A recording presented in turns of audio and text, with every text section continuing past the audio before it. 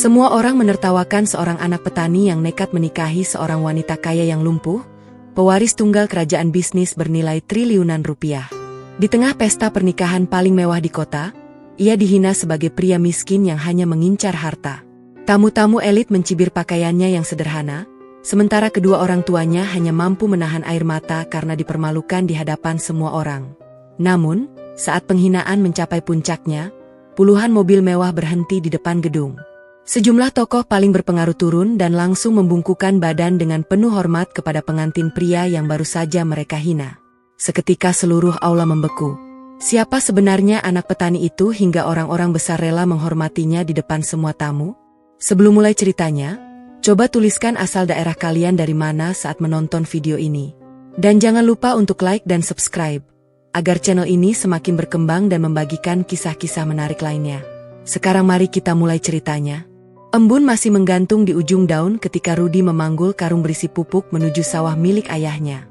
Langkahnya pelan, tetapi mantap. Lumpur yang menempel di sandal jepitnya seolah sudah menjadi bagian dari kehidupan yang dijalani sejak kecil. Matahari bahkan belum sepenuhnya muncul ketika ia mulai membantu mencangkul tanah, menyiangi rumput liar, lalu mengairi petak-petak sawah yang mulai mengering. Di desa kecil itu, semua orang mengenal Rudi sebagai anak seorang petani sederhana. Rumahnya hanya berdinding papan tua dengan atap seng yang mulai berkarat. Saat hujan turun deras, air sering menetes dari sela-sela atap. Namun, tak sekalipun terdengar keluhan keluar dari mulut pemuda itu. Setelah pekerjaan di sawah selesai, Rudi selalu pulang untuk membersihkan diri. Ia mengenakan kemeja putih yang sudah beberapa kali dijahit ibunya, lalu memasukkan perlengkapan medis sederhana ke dalam tas lusuh berwarna coklat. Sejak lulus dari sekolah keperawatan, ia bekerja sebagai perawat panggilan. Tidak terikat pada rumah sakit manapun. Siapa saja yang membutuhkan bantuannya, akan ia datangi. Kadang ia merawat lansia yang hidup sendirian. Kadang ia membantu balita yang sedang demam. Kadang ia menemani pasien yang sedang menjalani masa pemulihan. Honor yang diterimanya tidak seberapa. Bahkan tidak jarang ia pulang tanpa membawa uang sama sekali. "Aku belum punya biaya, nak," ucap seorang nenek suatu sore sambil menundukkan kepala. Rudi hanya tersenyum hangat. "Nenek sembuh dulu saja, soal biaya tidak perlu dipikirkan." Nenek itu menangis haru. Bagi Rudi, kesehatan seseorang jauh lebih penting daripada selembar uang. Sikap itulah yang membuat banyak orang menghormatinya. Namun, tidak sedikit pula yang menganggapnya bodoh. "Kalau terus begini, kapan kamu kaya?" ejek seorang pria di warung kopi. Rudi hanya tertawa kecil.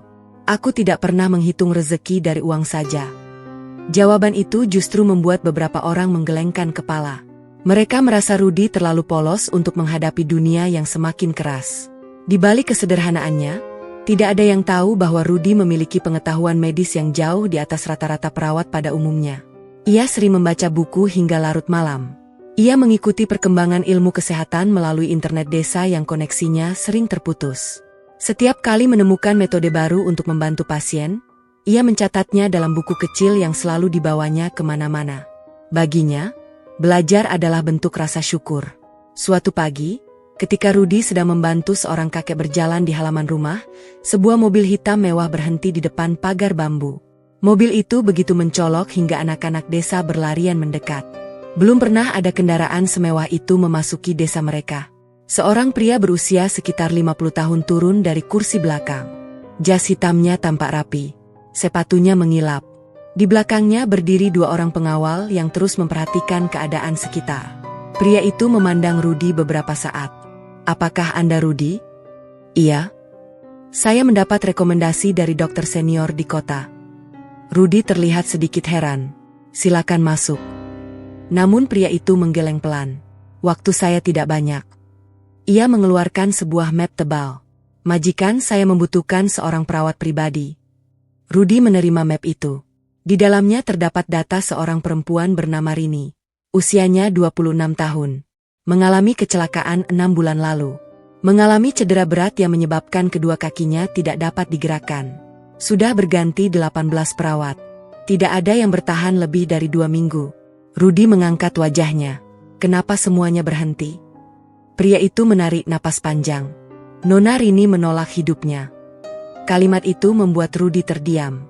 Beliau marah kepada semua orang. menolak makan, menolak terapi, bahkan sering mengusir siapapun yang mencoba mendekatinya. Rudy kembali melihat berkas itu. Di sudut foto, tampak seorang perempuan cantik dengan senyum yang begitu cerah. Sulit dipercaya bahwa perempuan dalam foto itu kini kehilangan semangat hidup. "Siapa keluarganya?" tanya Rudy. Pria itu menjawab singkat. Ayahnya adalah salah satu pengusaha terbesar di negeri ini. Beberapa warga yang berdiri tidak jauh dari sana saling berbisik. Itu keluarga konglomerat. Pantas mobilnya seperti istana berjalan. Pasti bayarannya besar. Pria berjas itu kembali berbicara. "Honor Anda 50 juta rupiah setiap bulan." Suasana mendadak sunyi. Beberapa warga hampir tidak percaya dengan angka yang baru saja mereka dengar. Seorang pemuda desa bisa memperoleh penghasilan sebesar itu hanya dengan menjadi perawat. Namun wajah Rudy tetap tenang. Apa yang paling dibutuhkan pasien itu? Pertanyaan tersebut membuat pria berjas itu terkejut. Biasanya orang langsung bertanya soal uang, fasilitas, atau kontrak kerja. Rudy justru bertanya tentang kondisi pasien. Pria itu tersenyum tipis. Dokter mengatakan, yang paling dibutuhkan bukan obat. Lalu, seseorang yang benar-benar peduli. Rudy menutup map perlahan. "Saya bersedia." Pria itu tampak lega. "Kami akan menjemput Anda besok pagi." Setelah mobil mewah itu pergi, seluruh warga langsung mengerumuni Rudy. "Rudy, kamu pasti bakal jadi orang kaya. Jangan lupa sama kami nanti. Bisa jadi menantu orang kaya." Rudy hanya tersenyum kecil. "Aku kesana untuk merawat orang sakit." Bukan jawaban itu yang mereka harapkan. Mereka justru tertawa. Dalam perjalanan pulang sore itu, ayah Rudy berjalan berdampingan dengannya menyusuri pematang sawah. "Kalau nanti mereka memperlakukanmu tidak baik, pulang saja." Rudy mengangguk. "Ayah tenang saja. Ingat satu hal." Rudy menoleh. Orang miskin sering dihina bukan karena salah, tapi karena mereka tidak punya sesuatu untuk dipamerkan. Rudy memandang langit yang mulai memerah. "Kalau begitu, biarkan aku menunjukkan hati, bukan harta." Ayahnya tersenyum bangga.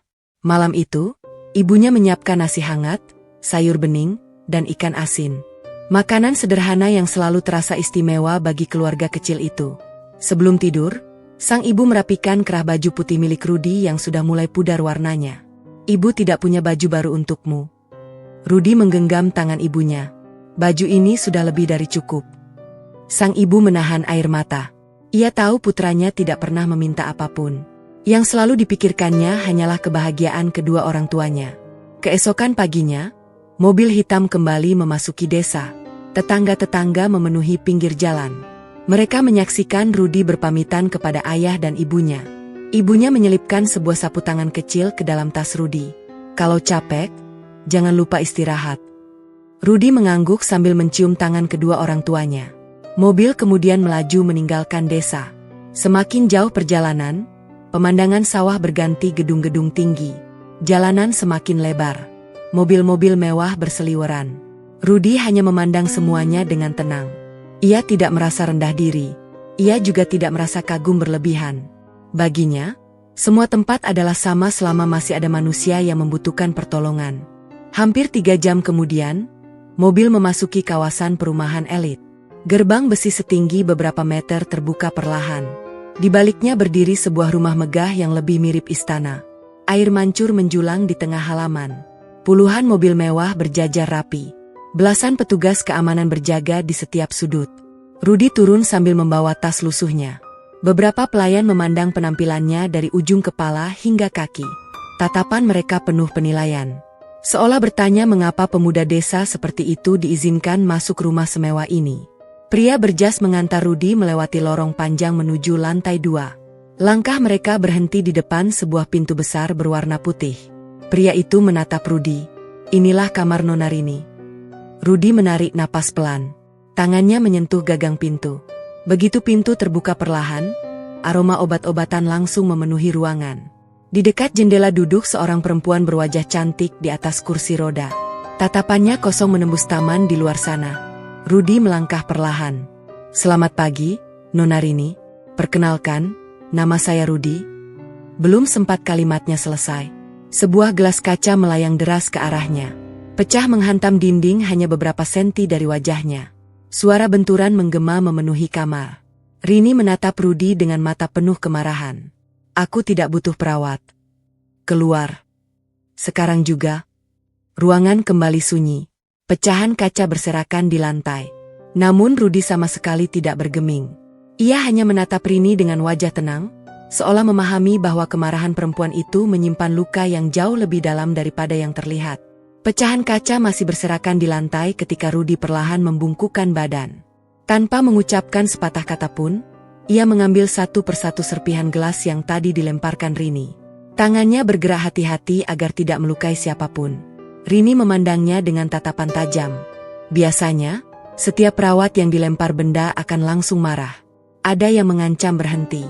Ada pula yang mengadu kepada ayahnya sambil menuntut ganti rugi. Namun pemuda desa itu justru sibuk membersihkan lantai. Setelah semua serpihan terkumpul, Rudy berdiri lalu tersenyum tipis. Kalau lantainya bersih, Nona tidak akan terluka. Kalimat sederhana itu justru membuat Rini semakin kesal. Aku menyuruhmu keluar. Kenapa masih di sini? Rudy mengangguk pelan. Saya mendengar. Lalu kenapa tidak pergi? Karena saya datang untuk merawat Nona. Rini menggenggam sandaran kursi rodanya dengan kuat. Aku tidak perlu dikasihani. Saya juga tidak datang karena kasihan. Jawaban itu membuat Rini terdiam sesaat. Belum pernah ada yang menjawab seperti itu. Semua orang selalu mengatakan bahwa mereka iba melihat keadaannya. Semua orang datang membawa belas kasihan. Semua orang menatapnya seolah hidupnya sudah berakhir. Tetapi pemuda itu tidak. Tatapannya tetap sama. Tenang. Wajar. Tidak berlebihan. Rini kembali mengeraskan suaranya. Keluar. Rudy mengangguk sekali lagi. Baik. Ia berbalik menuju pintu. Rini merasa sedikit lega. Akhirnya perawat itu menyerah juga. Namun tepat sebelum keluar, Rudy berhenti. Saya akan berada di ruang sebelah. Kalau Nona membutuhkan sesuatu, panggil saja. Pintu pun tertutup perlahan. Rini menghela napas panjang. Aneh. Hanya satu kata itu yang keluar dari bibirnya. Hari pertama berlalu tanpa percakapan. Hari kedua tidak jauh berbeda. Rini tetap menolak makan. Ia hanya minum sedikit air. Obat-obatan dibiarkan menumpuk di meja. Ketika Rudy datang membawa sarapan, Rini sengaja memalingkan wajah. Aku tidak lapar. Baik. Rudy meletakkan nampan di meja. Setelah itu ia duduk di kursi yang berada cukup jauh. Ia tidak memaksa. Ia tidak menasihati. Ia hanya membuka sebuah buku. Ruangan menjadi sunyi. Yang terdengar hanyalah suara halaman buku yang dibalik perlahan. 10 menit, 20 menit, hingga hampir 1 jam. Rini mulai merasa terganggu. Kenapa kamu masih di sini? Saya sedang membaca. Pergi membaca di luar. Kalau saya di luar, siapa yang menemani Nona? Aku tidak butuh ditemani. Kalau begitu anggap saja saya sedang menemani buku saya. Rini mendengus kesal. Namun entah mengapa, kehadiran Rudy tidak membuatnya sesak seperti perawat-perawat sebelumnya. Pemuda itu tidak banyak bicara, tidak memaksanya tersenyum, tidak menyuruhnya berpikir positif. Ia hanya ada, dan diam. Hari ketiga, seorang dokter spesialis datang memeriksa kondisi Rini. Hasilnya tidak banyak berubah. Kalau terapi terus ditolak, otot akan semakin melemah. Rini menutup mata. Aku tidak peduli. Dokter menggeleng kecewa.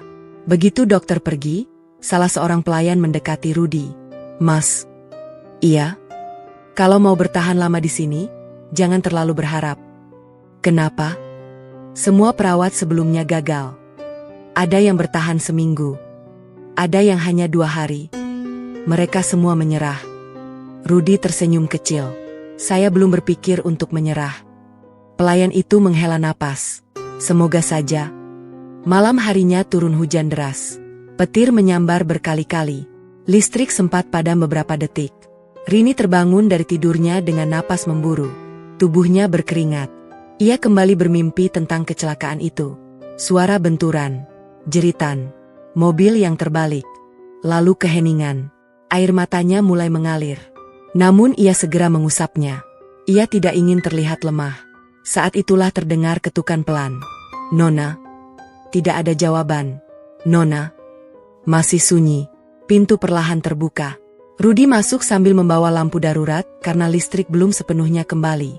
Ia melihat napas Rini tidak teratur. Waktu mimpi buruk datang lagi, Rini langsung memalingkan wajah. "Apa urusanmu?" Rudi meletakkan lampu di meja. "Kalau Nona tidak ingin bercerita, tidak apa. Tapi jangan menahan sesak sendirian." Rini menggigit bibirnya. "Aku baik-baik saja." Namun suaranya bergetar. Rudi tidak memaksa. Ia mengambil selimut yang terjatuh ke lantai lalu menyelimutkan tubuh Rini. Setelah itu ia kembali menuju pintu. Tidur yang nyenyak. Pintu kembali tertutup. Rini memejamkan mata. Untuk pertama kalinya sejak kecelakaan, ada seseorang yang tidak memaksanya bercerita. Seseorang yang menghormati diamnya. Hari-hari berikutnya berlalu perlahan. Rudi mulai mengenal rutinitas Rini. Setiap pagi, perempuan itu hanya menatap taman dari jendela. Di taman itu terdapat ayunan kayu yang mulai lapuk. Rumputnya tumbuh liar. Bunga-bunga yang dahulu indah kini mengering. Suatu siang, ketika Rini tertidur, Rudi diam-diam keluar menuju taman. Ia meminjam cangkul kecil dari tukang kebun, membersihkan rumput liar, memangkas tanaman, mengganti beberapa bunga yang mati, mengecat kembali ayunan kayu yang mulai kusam. Ia mengerjakannya sendiri hingga matahari hampir tenggelam. Keesokan paginya, ketika tirai jendela dibuka, Rini terdiam. Taman itu tampak hidup kembali. Bunga-bunga bermekaran. Kolam kecil dibersihkan.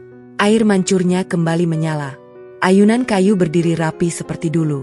Rini memandang lama. Ia hampir lupa seperti apa taman itu sebelum kecelakaan. Tanpa sadar, matanya mulai berkaca-kaca. Saat itu Rudi masuk membawa sarapan. "Nona?" Rini tidak menjawab. Ia masih melihat ke arah taman. "Siapa yang memperbaiki taman itu?" "Saya." "Kenapa?"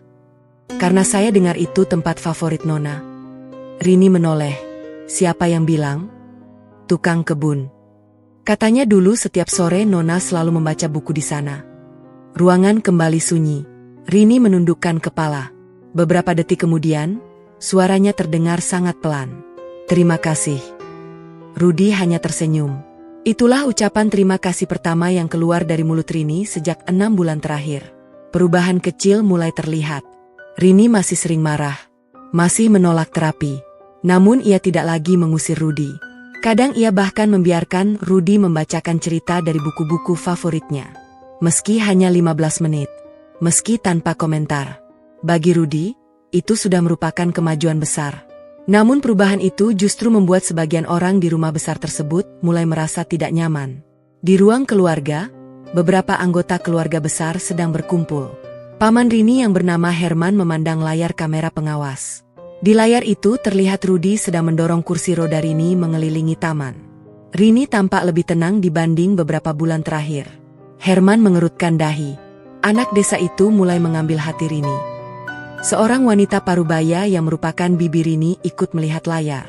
Kalau Rini kembali dekat dengan ayahnya, urusan kita bisa berantakan. Aku juga berpikir begitu. Mereka saling bertukar pandang. Selama Rini sakit, banyak urusan perusahaan diam-diam mereka kendalikan. Beberapa proyek sengaja dialihkan. Sejumlah aset mulai dipindahkan secara perlahan. Mereka menikmati keadaan ketika Rini kehilangan semangat hidup. Kini, kemunculan Rudi mulai mengganggu semuanya. Herman memukul pelan meja di depannya. "Cari tahu siapa sebenarnya anak itu. Aku ingin semua riwayat hidupnya. Teman-temannya. Keluarganya. Semuanya.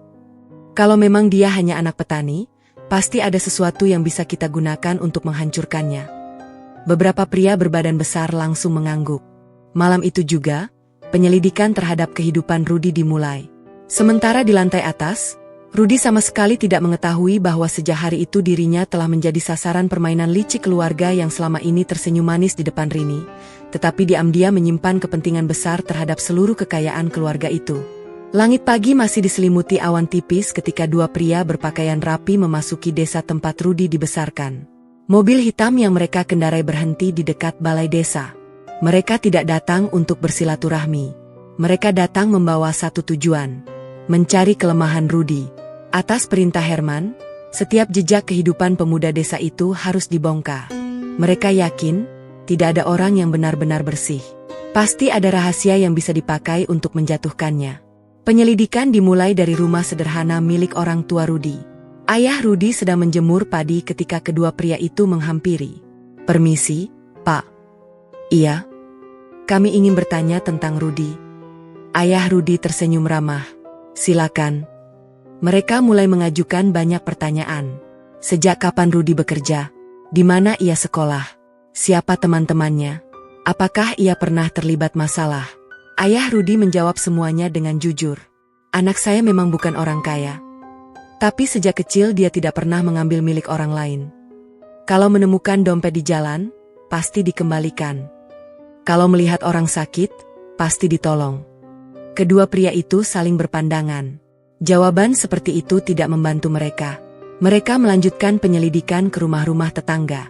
Jawaban yang mereka terima hampir sama. Rudi itu anak baik, rajin, sopan, sering membantu warga. Kalau ada yang sakit tengah malam, dia datang tanpa mengeluh. Mereka mulai kesal. Bahkan kepala desa memberikan kesaksian yang tidak mereka harapkan. "Kalau desa ini punya 10 pemuda seperti Rudi, saya yakin desa kami akan jauh lebih maju. Tidak ada catatan buruk, tidak ada kebiasaan berjudi, tidak ada utang, tidak ada perkelahian, tidak ada kebiasaan mabuk. Semuanya bersih, terlalu bersih." Sore harinya laporan itu sampai ke tangan Herman. Ia membacanya dengan wajah semakin gelap. "Hanya ini?" Salah satu anak buahnya menunduk. "Kami sudah mencari kemana-mana. Semua orang mengatakan hal yang sama. Dia dikenal baik." Herman membanting map ke atas meja. "Aku tidak percaya. Setiap manusia pasti punya celah. Kalau tidak ada, kita buat." Kalimat itu membuat seluruh ruangan mendadak sunyi. Di sisi lain rumah besar itu, kehidupan Rudi mulai memiliki ritme yang berbeda. Setiap pagi ia membantu Rini menjalani latihan sederhana. Awalnya hanya menggerakkan jari, kemudian melatih pergelangan tangan, lalu mencoba mengangkat kaki beberapa sentimeter. Rini sering menyerah sebelum latihan selesai. "Aku capek." "Baik." Rudi langsung menghentikan latihan. Rini memandangnya heran. "Kamu tidak marah? Kenapa harus marah? Perawat sebelumnya selalu memaksaku." Rudi tersenyum. "Kalau dipaksa, tubuh bisa bergerak. Tapi hati tetap menolak. Kita mulai dari hati dulu." Kalimat itu kembali membuat Rini terdiam. Entah mengapa, setiap ucapan Rudi selalu terdengar sederhana, namun sulit dilupakan. Hari demi hari, Rini mulai mau makan lebih banyak. Ia bahkan beberapa kali meminta Rudi membawanya ke taman. Mereka tidak banyak berbicara. Kadang hanya duduk menikmati angin sore. Kadang hanya mendengarkan suara burung. Namun bagi Rini, keheningan itu jauh lebih menenangkan daripada kata-kata kosong yang selama ini ia dengar. Perubahan itu ternyata tidak luput dari perhatian ayah Rini. Suatu sore, pria paruh baya itu datang ke taman. Ia berdiri cukup jauh sambil memperhatikan putrinya yang sedang tersenyum kecil ketika Rudi menceritakan kisah lucu tentang anak-anak desa. Sudah berbulan-bulan ia tidak melihat senyum itu. Air matanya hampir jatuh. Seorang sekretaris mendekat. "Pak." "Apa?" Nona Rini tampaknya mulai membaik. Ayah Rini mengangguk pelan. "Bukan obat yang menyembuhkannya." "Lalu apa, Pak?" "Ketulusan." Ia kembali menatap Rudi. Dalam hati, ia mulai memahami mengapa banyak orang desa begitu menghormati pemuda itu. Namun tidak semua orang senang melihat perubahan tersebut. Herman kembali mengumpulkan keluarga besar. "Kita tidak bisa membiarkan anak desa itu semakin dekat dengan Rini." Seorang sepupu Rini yang bernama Dimas ikut berbicara. "Kalau Rini pulih, semua rencana kita selesai." Bibir Rini menimpali. "Kalau perlu, buat saja Rudi keluar dari rumah ini." Herman mengangguk. "Itulah yang akan kita lakukan."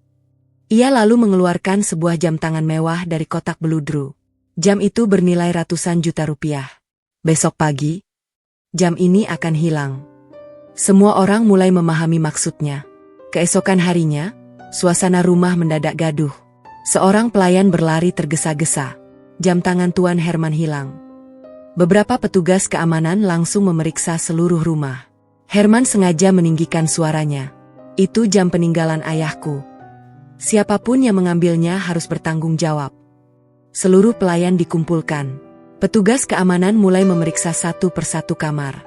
Ketika giliran kamar Rudi, semua mata tertuju kepadanya. "Maaf, Pak.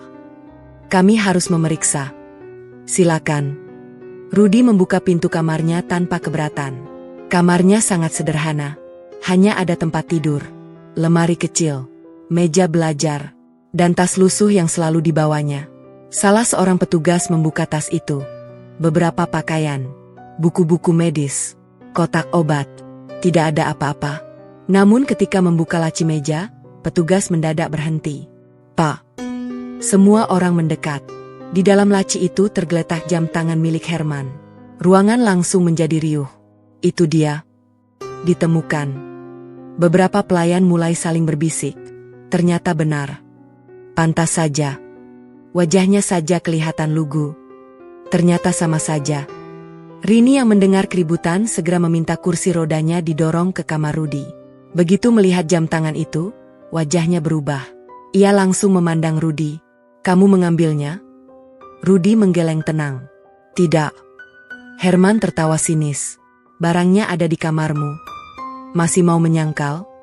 Aku tidak mengambilnya." "Lalu siapa?" "Saya tidak tahu." Beberapa orang mulai mencibir. "Sudahlah. Mengaku saja. Daripada malu." Namun Rudi tetap berdiri dengan wajah tenang. Ia tidak membela diri secara berlebihan. Tidak berteriak. Tidak marah. Sikap itu justru membuat Herman semakin kesal. "Usir dia. Tidak ada pencuri yang pantas berada di rumah ini." Saat itulah terdengar suara berat dari arah pintu. "Cukup." Semua orang menoleh. Ayah Rini berdiri di sana. Tatapannya tajam. "Aku ingin melihat rekaman kamera pengawas." Kalimat itu membuat Herman membeku sesaat. Ia segera berusaha tersenyum. "Untuk apa? Barangnya sudah ditemukan." Ayah Rini menatap adiknya tanpa berkedip. "Kalau memang Rudi yang mengambil, kamera akan membuktikannya." Wajah Herman mulai menegang.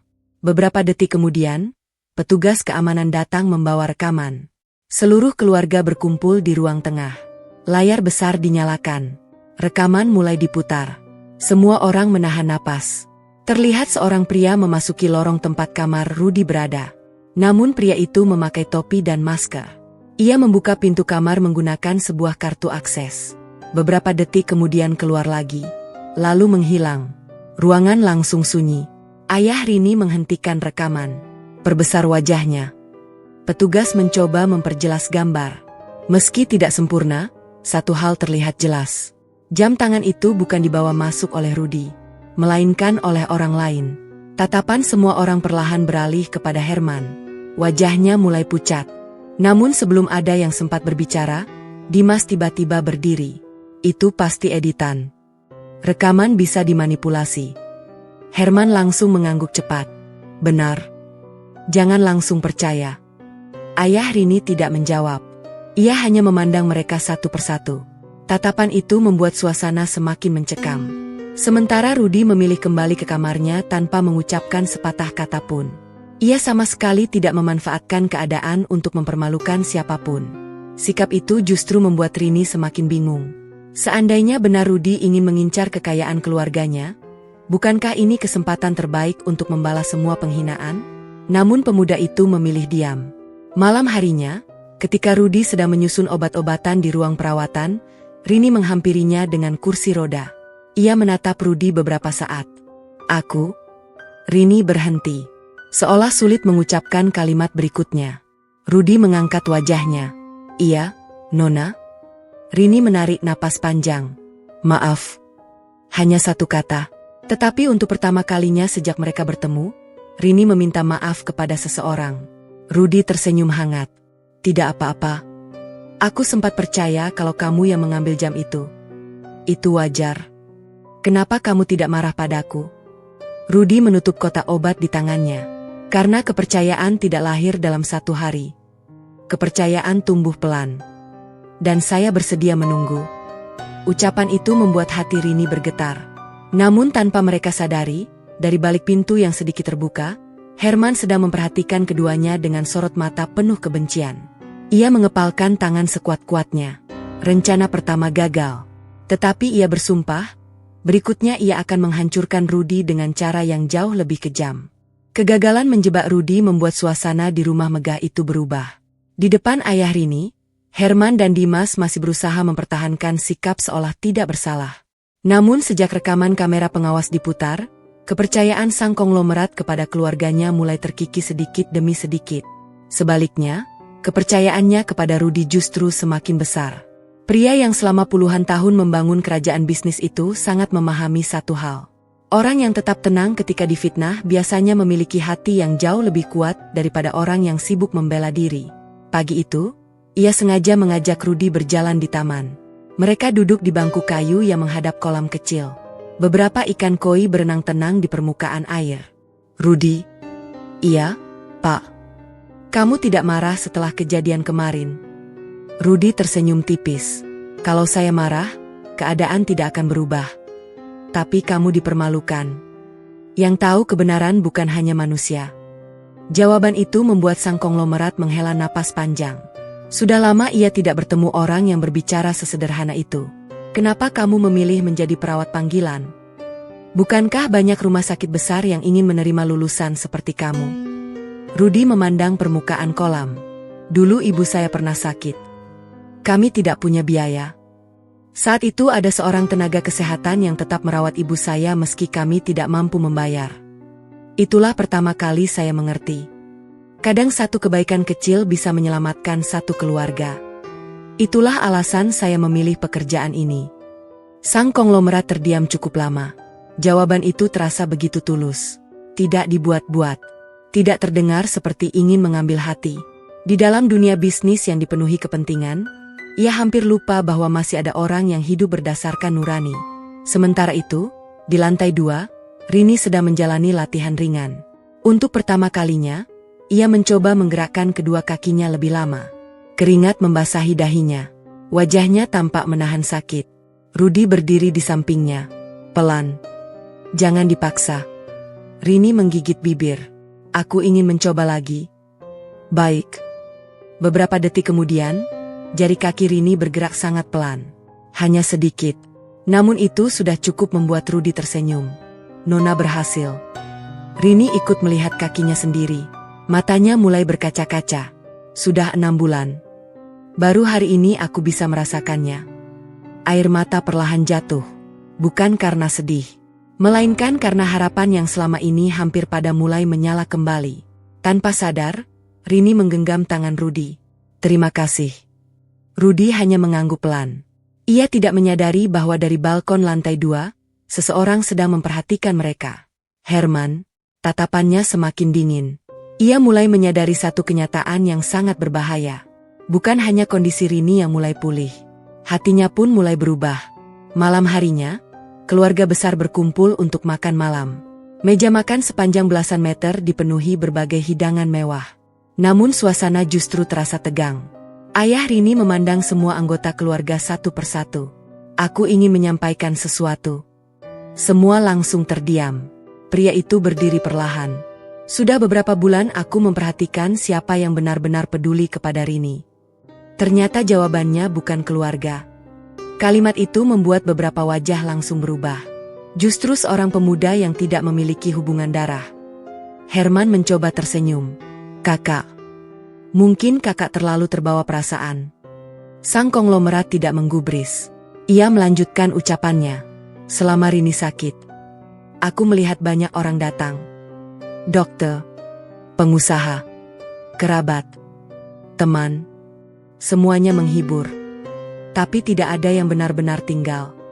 Semua pergi, kecuali satu orang."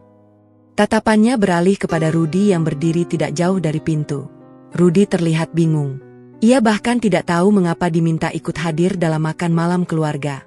Pria tua itu kembali berbicara. "Rudy." "Iya, Pak." Maju ke depan. Dengan ragu, Rudy melangkah mendekat. Seluruh keluarga memandangnya dengan tatapan yang berbeda-beda. Ada yang sinis, ada yang meremehkan, ada yang penuh kebencian. Sang konglomerat menatap wajah Rudy beberapa saat. "Laki-laki seperti kamu sulit ditemukan." Rudy menundukkan kepala. "Saya hanya menjalankan pekerjaan." "Bukan. Kamu menjalankan hati. Ruangan kembali sunyi. Lalu tanpa diduga siapapun, pria tua itu mengucapkan kalimat yang mengubah segalanya. Kalau suatu hari aku sudah tidak ada, aku ingin Rudy menjadi pendamping hidup Rini. Suara sendok yang jatuh ke lantai memecah keheningan. Semua orang membelalak. Herman berdiri begitu cepat hingga kursinya bergeser keras. Apa? Dimas ikut bangkit. Kakak sedang bercanda? Bibi Rini memegang dadanya. Mana mungkin. Rudy sendiri tampak benar-benar terkejut. Pak, saya? Belum sempat menyelesaikan kalimatnya, ayah Rini mengangkat tangan. Dengarkan dulu. Ia menoleh kepada putrinya. Rini, selama ini ayah selalu memikirkan siapa yang akan menemanimu. Kalau ayah pergi, orang kaya banyak. Orang pintar juga banyak. Tapi orang yang benar-benar tulus sangat sedikit. Rini memandang ayahnya, lalu perlahan menoleh kepada Rudy. Wajah pemuda itu terlihat sangat gugup. Ia sama sekali tidak tampak seperti seseorang yang sedang mengejar keuntungan. Justru ia terlihat ingin menolak. Hal itu membuat hati Rini semakin yakin. Ayahnya tidak salah memilih. Malam itu juga, Herman mendatangi ruang kerja kakaknya. Kakak sudah kehilangan akal. Sang konglomerat tetap duduk tenang. Kenapa? Karena kakak mau menyerahkan seluruh keluarga kepada anak petani. Aku tidak pernah berkata akan menyerahkan perusahaan. Tapi kakak ingin menikahkan Rini dengannya. Benar. Herman mulai meninggikan suara. Orang akan menertawakan keluarga kita. Apa kata para pengusaha? Apa kata relasi internasional? Apa kata media? Sang konglomerat tersenyum tipis. Aku tidak membangun perusahaan ini demi pendapat mereka. Kalau begitu demi apa? Demi keluarga. Lalu sekarang aku sedang memilih orang yang paling mampu menjaga keluargaku. Herman mengepalkan tangan. Anak desa itu hanya berpura-pura baik. Sang konglomerat menggeleng pelan. Tidak. Justru orang yang paling keras menolaknya adalah kalian. Ruangan kembali sunyi. Herman sadar, kakaknya tidak mungkin berubah pikiran. Ia pun keluar dengan wajah dipenuhi amarah. Begitu pintu tertutup, ia langsung menghubungi Dimas. Kumpulkan semua. Malam ini, kita harus menghentikan pernikahan itu. Sementara itu, di taman belakang rumah, Rudy berdiri sendirian. Angin malam bertiup pelan. Pikirannya dipenuhi berbagai pertanyaan. Ia sama sekali tidak pernah membayangkan akan berada dalam situasi seperti ini. Tidak pernah sekalipun. Beberapa langkah kemudian terdengar suara kursi roda mendekat. Rini, perempuan itu berhenti di sampingnya. Kamu kaget? Rudy tersenyum kecil. Sangat. Aku juga. Mereka sama-sama tertawa pelan. Untuk pertama kalinya, suasana di antara mereka terasa begitu hangat. Rini menatap langit. Ayah tidak pernah mengambil keputusan tanpa berpikir. Aku tahu. Tapi aku tidak ingin kamu merasa dipaksa. Rudy menoleh. Lalu bagaimana dengan Nona? Rini terdiam cukup lama. Kemudian ia menarik napas perlahan. Aku pernah berpikir. Hidupku sudah selesai. Aku tidak ingin menikah. Aku tidak ingin mencintai siapapun. Aku bahkan tidak ingin bangun setiap pagi. Ia memandang kedua tangannya. Lalu kamu datang. Kamu tidak pernah memperlakukanku seperti orang yang harus dikasihani. Kamu membuatku percaya bahwa aku masih manusia. Air mata mulai menggenang di pelupuk matanya. Kalau memang harus memilih seseorang, aku lebih memilih seseorang yang membuatku merasa hidup. Daripada seseorang yang hanya melihat kekayaan keluargaku. Rudy tidak segera menjawab. Ia memandang taman yang mulai dipenuhi cahaya lampu. Di dalam hatinya terjadi pergulatan besar. Ia tahu, menerima keputusan itu berarti memasuki dunia yang sama sekali berbeda dengan kehidupannya. Dunia yang penuh gengsi, penuh intrik, dan penuh orang-orang yang sudah jelas membencinya. Namun saat ia menatap Rini, ia melihat bukan seorang putri konglomerat. Ia melihat seorang perempuan yang sedang berjuang bangkit dari luka paling dalam. Beberapa detik kemudian, Rudy menganggukkan kepala perlahan. Saya akan mengikuti keputusan yang terbaik. Rini tersenyum. Senyum yang sudah sangat lama tidak menghiasi wajahnya. Namun kebahagiaan singkat itu tidak berlangsung lama. Dari balik jendela lantai 2, Herman menyaksikan semuanya dengan sorot mata penuh kebencian. Ia kemudian mengangkat telepon. Suaranya terdengar pelan, namun penuh tekad. Mulai besok, siapkan semuanya. Aku ingin pesta pernikahan itu berubah menjadi penghinaan terbesar yang pernah dialami anak petani itu. Di sudut lain rumah, tak seorang pun menyadari bahwa rencana yang jauh lebih kejam sedang disusun. Bukan lagi sekadar fitnah, melainkan sebuah jebakan yang akan mempermalukan Rudy di hadapan ratusan tamu dari kalangan paling berpengaruh di negeri ini. Kabar mengenai keputusan sang konglomerat menyebar jauh lebih cepat daripada yang dibayangkan siapapun. Dalam hitungan hari, kalangan pengusaha, sosialita, hingga keluarga besar mulai membicarakan satu hal yang sama. Putri tunggal pewaris kerajaan bisnis akan menikah dengan seorang anak petani. Berita itu mengundang berbagai reaksi.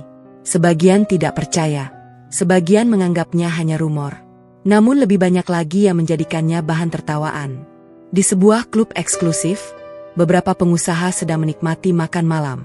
Salah seorang di antara mereka tertawa sambil meletakkan telepon genggamnya di atas meja. Kalian sudah dengar? Apa? Putri Pak Surya mau menikah dengan perawat desa. Beberapa orang langsung tertawa. Mustahil. Itu berita sungguhan. Kalau begitu, dunia benar-benar sudah terbalik. Seorang wanita berpakaian mewah menggeleng pelan. Kasihan juga. Kasihan siapa? Putri Pak Surya. Masa depan keluarga sebesar itu diserahkan kepada orang yang bahkan mungkin belum pernah makan di restoran bintang 5. Tawa kembali memenuhi ruangan. Tidak seorang pun mengenal Rudy, namun mereka sudah menjatuhkan penilaian. Hanya karena asal-usulnya, di rumah besar keluarga Surya, persiapan pernikahan mulai dilakukan. Perancang busana terbaik datang membawa puluhan contoh pakaian pengantin. Dekorator mulai mengukur setiap sudut gedung pesta. Undangan emas dikirim kepada para pejabat, pengusaha, dan tokoh terkenal. Semua tampak berjalan sempurna. Namun di balik kemewahan itu, Herman sedang menyusun permainan yang jauh lebih licik. Ia mengumpulkan Dimas dan beberapa anggota keluarga di ruang kerja pribadinya. Kalau kita tidak bisa membatalkan pernikahan, kita buat Rudy berharap seumur hidup. Dimas tersenyum tipis. Maksud ayah? Kita biarkan dia menikah. Tapi seluruh negeri harus melihat bahwa dia hanyalah anak kampung. Semua yang hadir mulai memahami arah pembicaraan itu. Herman membuka sebuah map berisi daftar persiapan. Mulai hari ini, semua yang menjadi hak Rudy kita ubah. Jangan sampai ada yang berjalan sesuai rencana. Beberapa hari kemudian, seorang staf butik datang menemui Rudy. Maaf, Pak. Ada sedikit masalah. Apa? Jas yang sudah dipilih tidak bisa digunakan. Kenapa? Bahan yang dipesan rusak. Kalau begitu tidak apa. Kami akan membuat yang lain. Staf itu tampak gugup. Semua penjahit sedang penuh. Jadi, iya, kami tidak bisa menyediakannya. Rudy mengangguk tenang. Kalau begitu saya pakai yang ada saja. Jawaban itu membuat staf tersebut bingung. Ia sudah membayangkan Rudy akan marah. Ternyata tidak. Belum selesai masalah pertama, datang masalah berikutnya. Mobil pengantin yang dijanjikan mendadak dibatalkan. Alasannya sederhana, terjadi kerusakan mesin. Padahal mobil itu terlihat baik-baik saja. Kemudian kamar hotel tempat keluarga Rudy akan menginap juga dibatalkan secara sepihak. Disusul catering khusus untuk tamu dari desa yang tiba-tiba menghilang dari daftar. Semua terjadi dalam waktu berdekatan. Seolah ada tangan tak terlihat yang sengaja mengaturnya. Salah seorang sekretaris yang jujur mulai merasa curiga. Ia menemui ayah Rini secara diam-diam. Pak, ada sesuatu yang tidak beres. Apa? Setiap fasilitas untuk Pak Rudy selalu mengalami masalah. Sang konglomerat langsung mengernyit. Siapa yang mengurus semua ini? Herman. Jawaban itu membuat pria tua tersebut langsung memahami semuanya. Namun ia memilih diam. Ia ingin melihat sejauh apa adiknya akan bermain. Sementara itu, Rudy pulang sebentar ke desanya untuk mengundang kedua orang tuanya. Rumah kecil itu tetap sama seperti dulu. Ibunya sedang menjemur pakaian. Ayahnya baru pulang dari sawah. Ketika mendengar kabar bahwa pernikahan akan dilaksanakan 2 minggu lagi, keduanya justru tampak cemas. Ayah takut. Kepada apa? Dunia mereka berbeda dengan dunia kita. Rudy tersenyum kecil. Saya juga tahu. Kalau nanti mereka menghina keluarga kita, Ayah Rudi menatap tanah. Kami tidak ingin menjadi beban. Rudi langsung menggenggam tangan ayahnya. Ayah, Ibu, seumur hidup kalian mengajariku menjaga harga diri. Hari ini jangan menyerahkan harga diri itu hanya karena orang lain lebih kaya. Mata ibunya mulai berkaca-kaca. Tapi pakaian kami tidak punya yang bagus. Rudi tersenyum hangat. Ibu cantik dengan kebaya apapun. Ayah gagah dengan baju apapun. Kalian datang saja. Itu sudah lebih dari cukup. Mereka bertiga saling tersenyum. Namun dari kejauhan, sebuah mobil hitam tampak berhenti di bawah pohon besar. Dua orang pria sedang memperhatikan rumah itu. Mereka adalah anak buah Herman. Salah seorang mengangkat telepon. Rumahnya benar-benar sederhana. Bagus. Terus awasi. Kita akan manfaatkan keadaan itu. Beberapa hari menjelang pernikahan, Rini mulai menjalani terapi lebih rutin. Perkembangannya membuat para dokter terkejut. Ia sudah mampu menggerakkan kedua kakinya lebih lama. Meski belum mampu berdiri, otot-ototnya mulai menunjukkan respons yang baik. Dokter tersenyum kepada ayah Rini. Kalau semangatnya terus seperti ini, peluang sembuh jauh lebih besar. Ayah Rini memandang Rudi. Terima kasih. Rudi menggeleng. Bukan saya. Nona Rini yang berjuang. Rini tersenyum kecil mendengar jawaban itu. Semakin hari, ia semakin yakin bahwa ayahnya tidak salah memilih. Namun malam itu, Herman kembali menjalankan rencana berikutnya. Ia mengundang seorang pria bernama Bastian. Seorang pembawa acara terkenal yang sering memandu pesta kalangan elit. Pak Herman, saya dengar pesta ini akan menjadi pernikahan terbesar tahun ini. Herman tersenyum. Aku punya tugas khusus. Apa itu? Nanti saat acara berlangsung, sebutkan semua pencapaian keluarga kami. Lalu, ia berhenti sejenak. Perkenalkan pengantin pria sebagai anak petani miskin yang beruntung. Bastian tampak ragu. Itu terdengar? Lakukan saja. Herman menyelipkan sebuah cek dengan nominal sangat besar.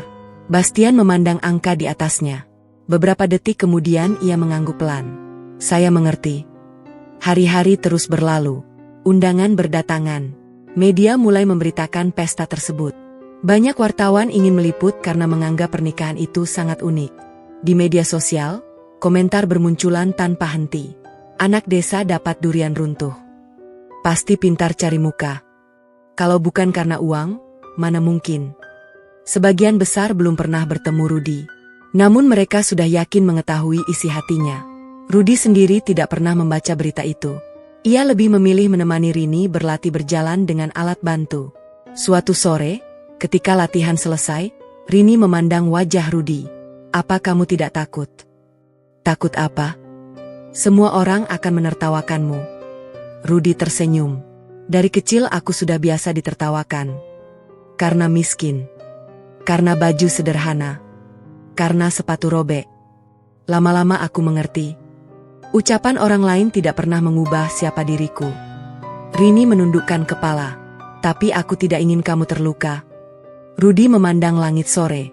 Kalau kita sibuk mengejar penilaian manusia, kita tidak akan pernah selesai. Kita cukup menjadi orang baik. Kalimat itu kembali membuat hati Rini terasa hangat.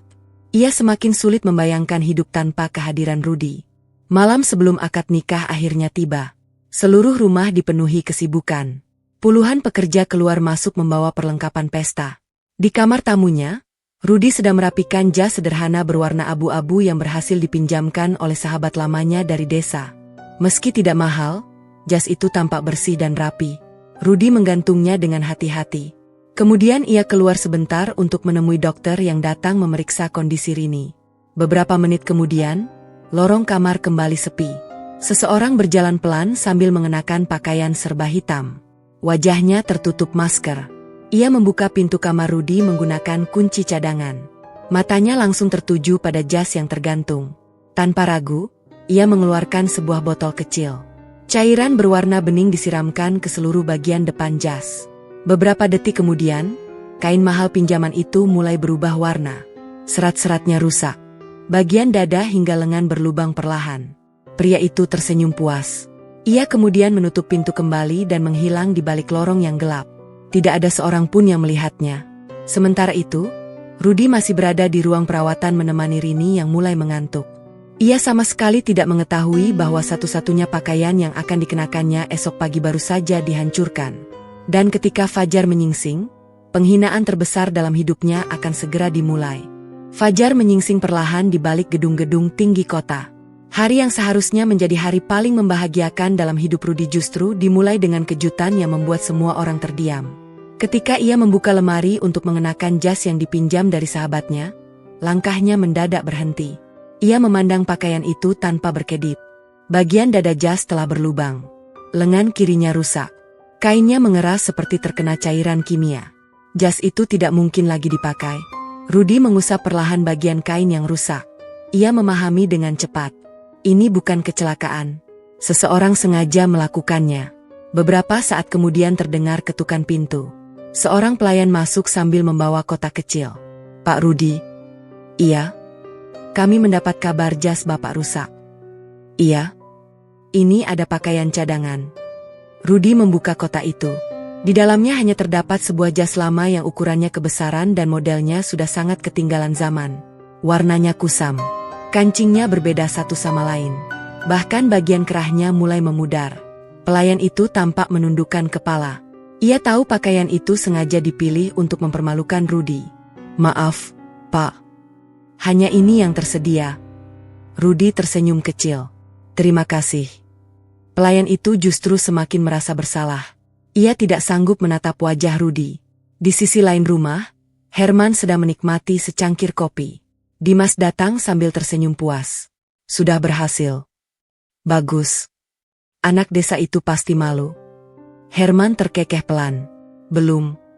Ini baru permulaan."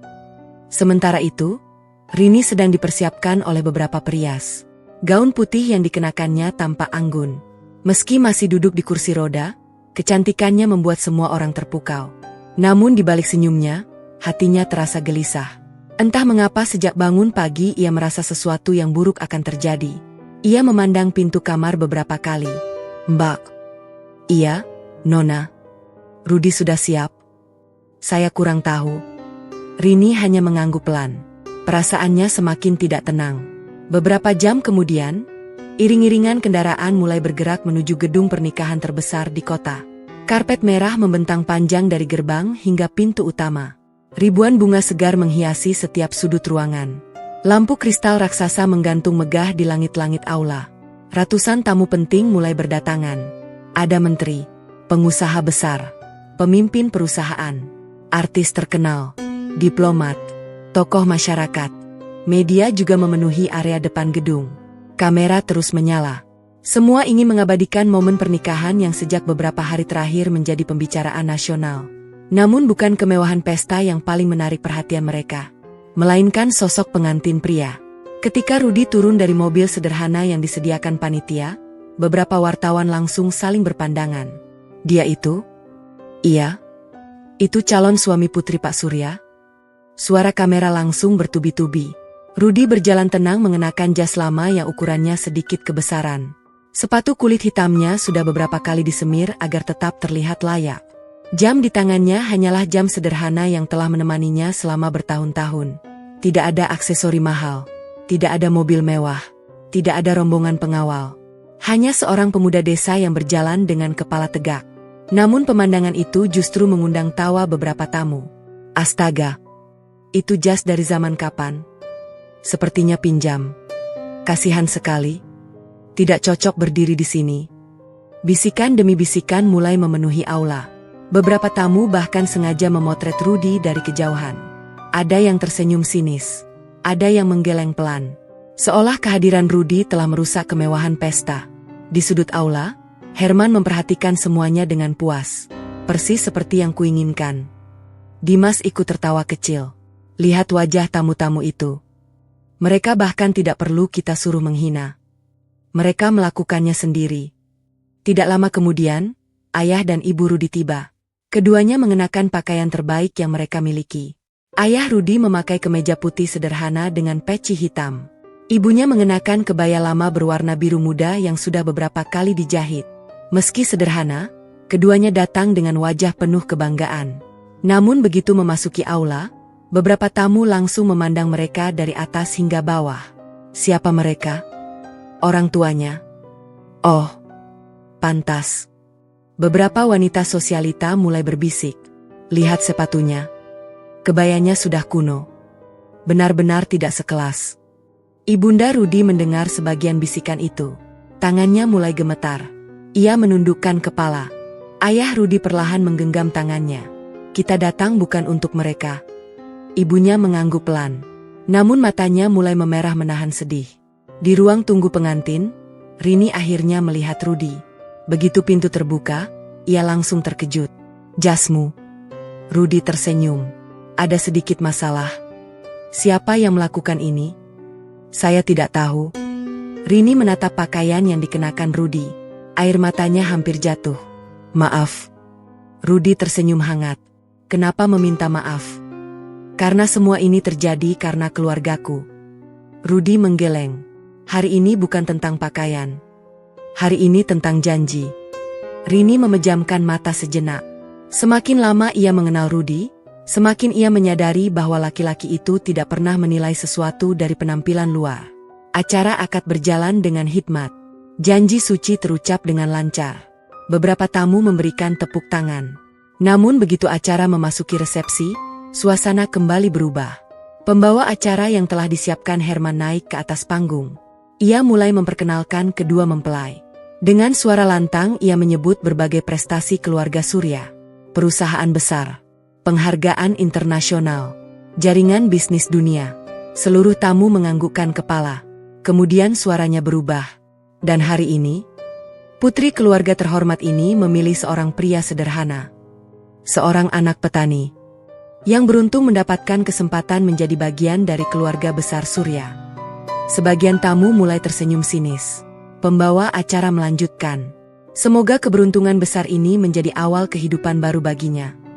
Tepuk tangan terdengar. Namun beberapa di antaranya jelas terdengar seperti ejekan. Rudi tetap berdiri tenang. Wajahnya sama sekali tidak berubah.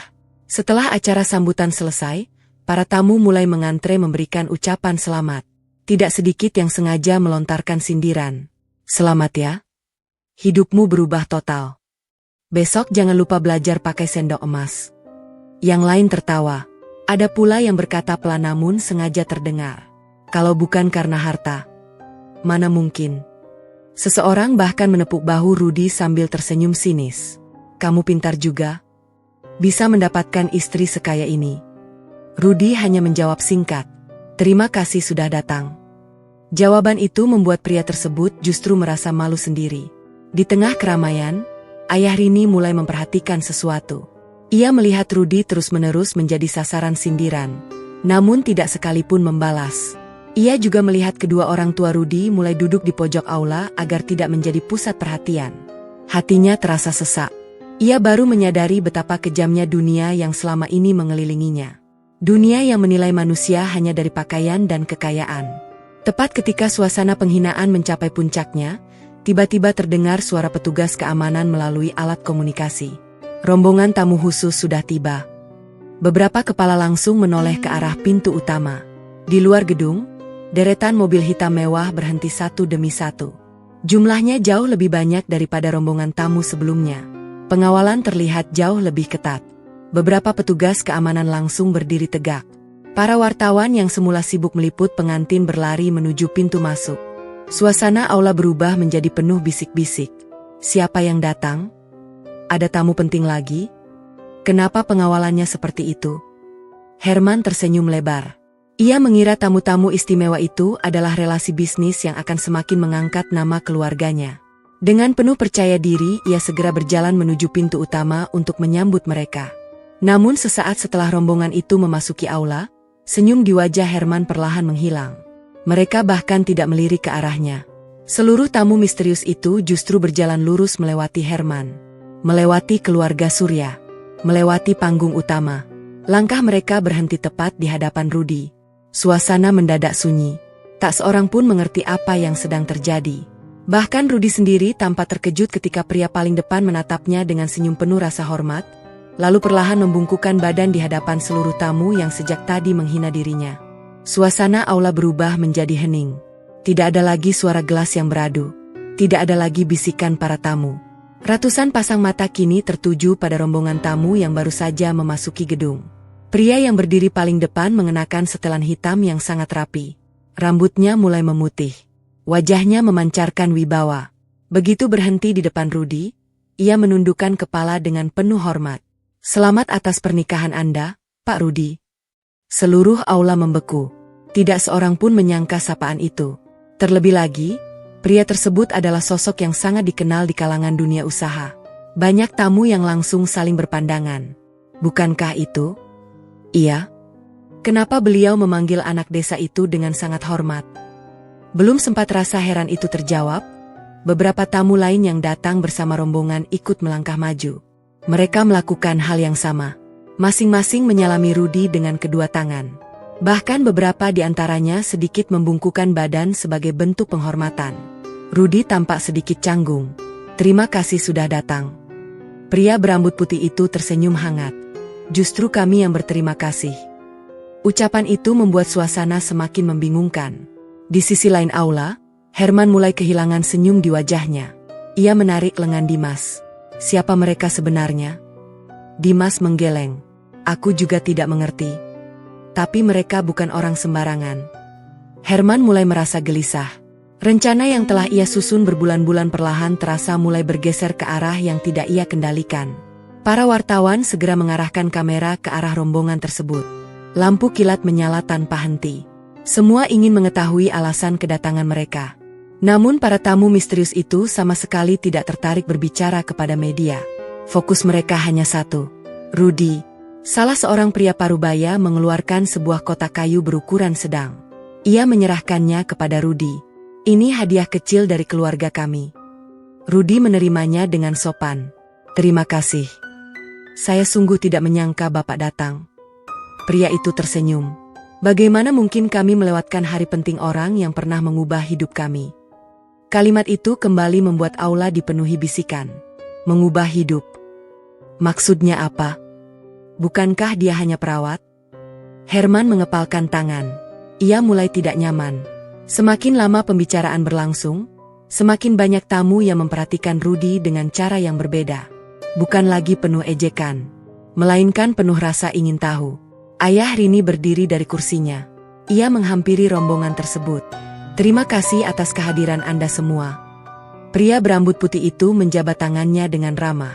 "Seharusnya kami yang mengucapkan terima kasih. Karena Bapak telah mempercayakan putri Bapak kepada orang sebaik Rudy." Ucapan itu membuat ayah Rini tersenyum tipis. Ia semakin yakin bahwa firasatnya selama ini tidak salah.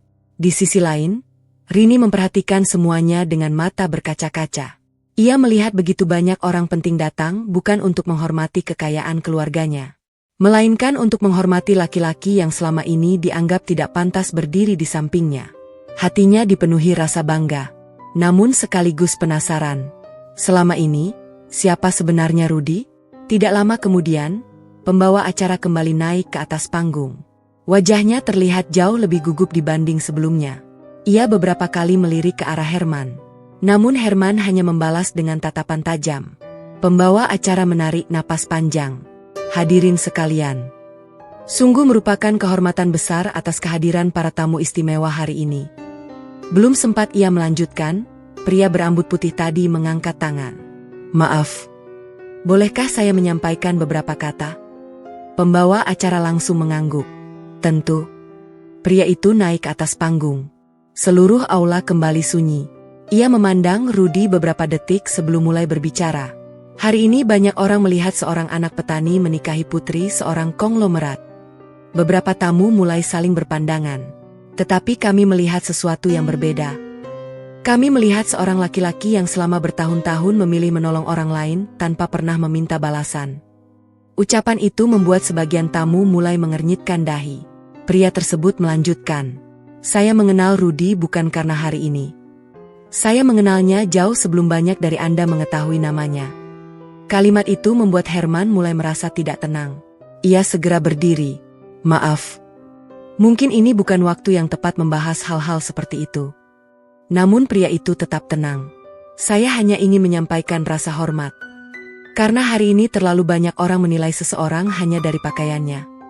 Suasana kembali sunyi. Kalimat itu terasa seperti tamparan bagi banyak tamu. Beberapa orang mulai menundukkan kepala. Mereka sadar sejak awal telah ikut menertawakan Rudy. Di sudut aula, Dimas mendekati Herman. "Ayah, kalau mereka mulai membuka masa lalu Rudy, kita bisa celaka." Herman berbisik pelan. "Tenang. Mereka tidak punya bukti apapun." Namun untuk pertama kalinya, suara Herman tidak lagi terdengar penuh keyakinan. Ia mulai cemas. Di atas panggung, pria berambut putih itu melanjutkan. "Beberapa tahun lalu, keluarga kami mengalami masa yang sangat sulit. Seorang anggota keluarga kami sakit keras. Banyak tenaga kesehatan datang. Namun hanya satu orang yang bertahan mendampingi sampai akhir masa perawatan." Tatapan seluruh tamu perlahan beralih kepada Rudy. Orang itu adalah Rudy. Ketika semuanya selesai, kami menawarkan penghargaan yang nilainya sangat besar. Tetapi ia menolaknya. Beberapa tamu mulai berbisik. "Menolak? Kenapa?" Pria itu tersenyum. Jawaban Rudy saat itu masih saya ingat sampai hari ini. Ia memandang ke arah Rudy, lalu mengulang perlahan. "Kalau saya menerima uang karena belas kasihan, maka saya telah mengubah kebaikan menjadi perdagangan." Kalimat itu membuat suasana kembali sunyi. Ayah Rudy yang duduk di pojok aula perlahan menundukkan kepala. Matanya mulai berkaca-kaca. Kalimat itu pernah ia ajarkan kepada putranya ketika masih kecil. Dan kini, kalimat itu terdengar di hadapan ratusan orang. Namun Herman masih berusaha mempertahankan keadaan. Ia berdiri sambil tersenyum tipis. "Semua orang tentu bisa bercerita. Tapi satu kebaikan tidak berarti seseorang layak menjadi bagian dari keluarga kami." Beberapa tamu kembali saling berpandangan. Pria berambut putih itu menatap Herman dengan tenang. "Tentu. Karena itulah saya belum selesai." Kalimat itu membuat wajah Herman menegang. Pria tersebut lalu mengeluarkan sebuah map berwarna biru tua yang sejak tadi dibawanya. Ia meletakkannya di atas meja. "Saya membawa sesuatu. Bukan untuk mempermalukan siapapun, tetapi agar semua orang mengetahui siapa sebenarnya Rudy." Rudy yang sejak tadi diam langsung menggeleng pelan. "Pak, tidak perlu." Pria itu tersenyum. "Maaf. Hari ini bukan lagi tentang Anda. Hari ini tentang kebenaran." Ucapan itu membuat seluruh aula menahan napas. Para wartawan mulai mendekat. Kamera diarahkan ke arah map yang masih tertutup rapat. Tidak seorang pun mengetahui isi dokumen tersebut. Namun ekspresi para tamu misterius menunjukkan bahwa apa yang ada di dalamnya akan mengubah cara seluruh orang memandang Rudy.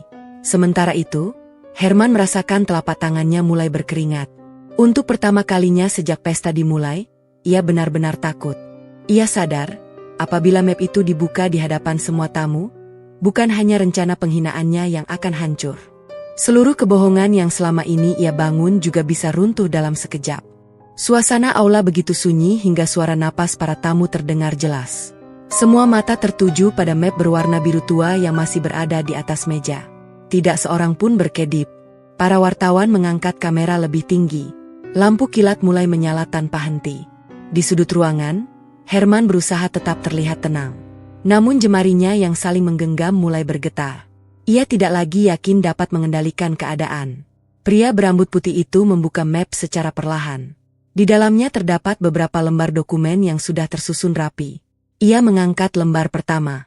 Sebelum banyak orang mengenal Rudy sebagai perawat sederhana, ia pernah menempuh pendidikan di luar negeri. Beberapa tamu langsung saling berpandangan. "Luar negeri? Mustahil." Pria itu kembali melanjutkan. "Rudy memperoleh beasiswa penuh. Bukan karena keluarganya kaya, melainkan karena prestasinya."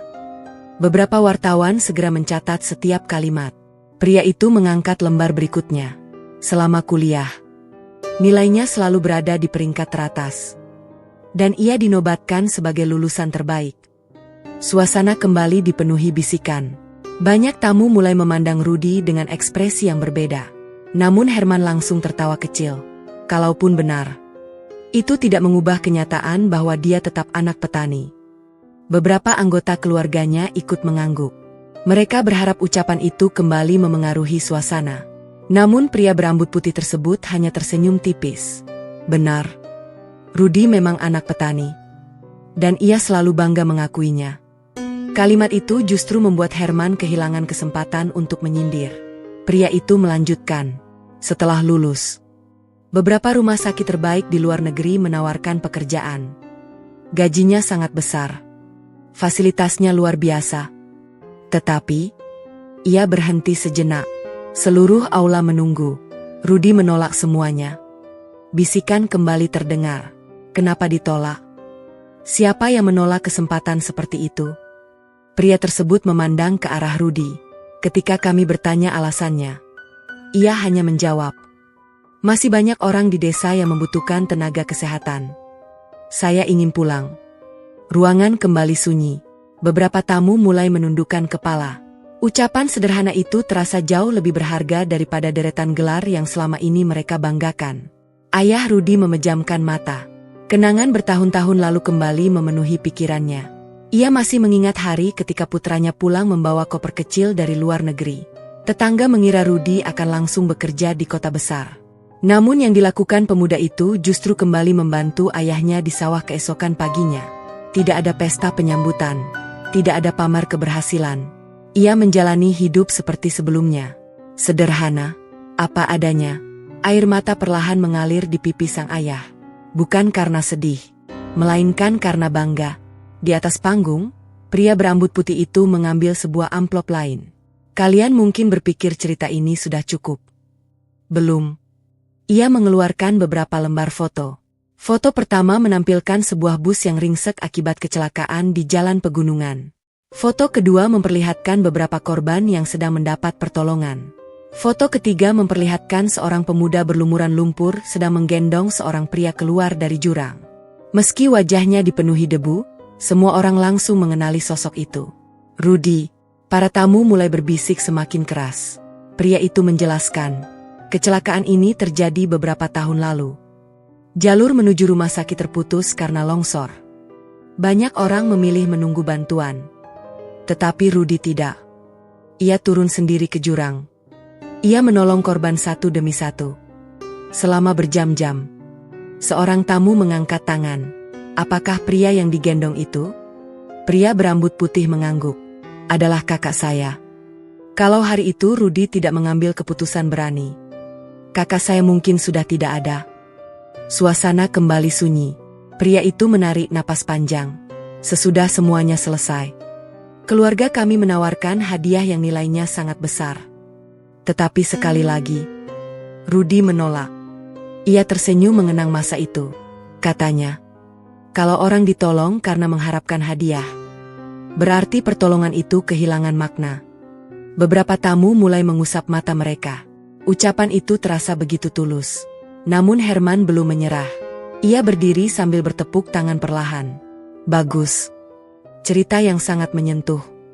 Tapi tetap saja, semua itu masa lalu. Apa hubungannya dengan keluarga kami? Sebelum pria berambut putih menjawab, terdengar suara lain dari arah pintu aula. Ada hubungannya? Semua orang menoleh. Seorang pria lanjut usia memasuki ruangan dengan langkah pelan. Ia didampingi dua orang staf. Begitu melihatnya, beberapa tamu langsung berdiri menghormati. Ayah Rini pun tampak terkejut. Bapak Arman.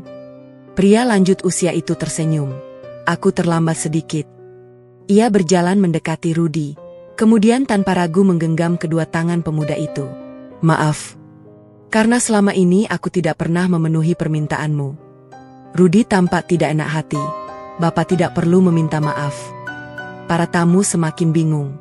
Siapa sebenarnya pria tua itu? Ayah Rini segera menjelaskan kepada beberapa tamu di dekatnya. Bapak Arman adalah pendiri salah satu yayasan kesehatan terbesar di negeri ini. Mendengar itu, bisikan kembali memenuhi aula. Arman memandang seluruh tamu. Beberapa tahun lalu, aku pernah menawarkan jabatan tinggi kepada Rudi. Gaji yang sangat besar. Rumah. Kendaraan. Semua fasilitas. Lalu tahu apa jawabannya? Tidak ada yang bersuara.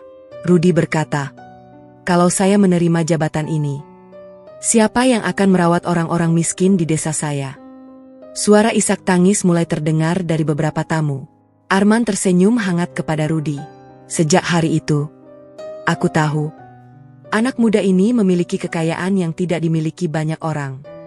Bukan uang, tetapi hati.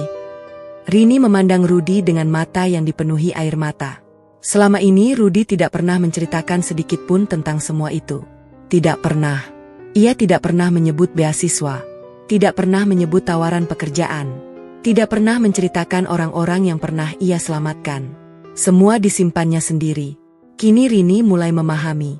Kesederhanaan Rudy bukan karena ia tidak mampu menjadi besar, melainkan karena ia memilih tetap rendah hati. Ayah Rini kemudian perlahan berdiri. Ia mengambil mikrofon dari atas meja.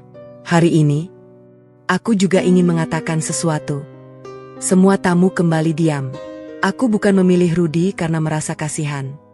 Aku memilihnya setelah menyelidiki kehidupannya selama bertahun-tahun. Ucapan itu membuat Herman langsung menoleh. Wajahnya berubah pucat. Ayah Rini melanjutkan.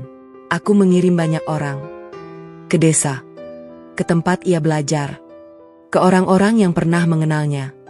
Aku ingin mencari satu saja keburukannya. Tetapi, ia berhenti sejenak. Aku tidak menemukannya. Tatapan para tamu mulai beralih kepada Herman.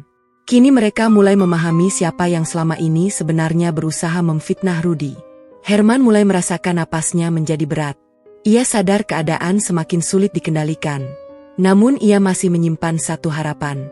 Selama tidak ada bukti mengenai semua rencana jahatnya, ia masih bisa menyangkal semuanya. Ia tidak mengetahui bahwa pada saat yang sama, seseorang baru saja memasuki aula sambil membawa sebuah koper kecil berwarna hitam. Di dalam koper itu tersimpan bukti yang mampu meruntuhkan seluruh sandiwara Herman di hadapan semua tamu. Pintu aula kembali terbuka. Seorang pria parubaya mengenakan seragam petugas keamanan melangkah masuk sambil membawa koper hitam berukuran sedang. Langkahnya tenang, namun wajahnya terlihat tegas. Beberapa tamu mulai berbisik. Bukankah itu kepala keamanan keluarga Surya? Iya.